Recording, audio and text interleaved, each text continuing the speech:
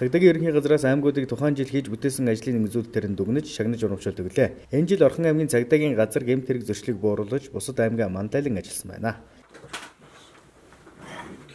Энэ 2018 оныхоо ажлаар Орхон аймгийн цагдаагийн газар маань хөдөө орон нутгийн аймагуудаас тэргүүн байрч шалгарсан. За цагдаагийн ерөнхий газрын дараагаас Орхон аймгийн цагдаагийн газар болон нийт бие бүрэлдэхүүнд Орхон аймгийн цагдаагийн газрын аль багштад Land Cruiser 76 маркийн ийм машинаар бол шагнаж урамшуулсан байгаа.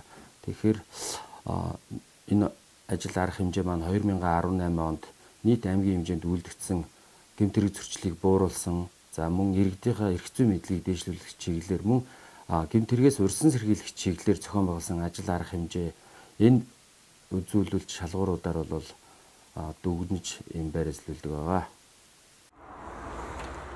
Орхон аймгийн цагдаагийн газар өмнөх оныхоо амжилтаар улсдаа тэргүүлэн ажиллаж, Шороонохоо жилийнхээ босгон дээр Land Cruiser 76 маркийн автомашинаар шагнагдсан байна.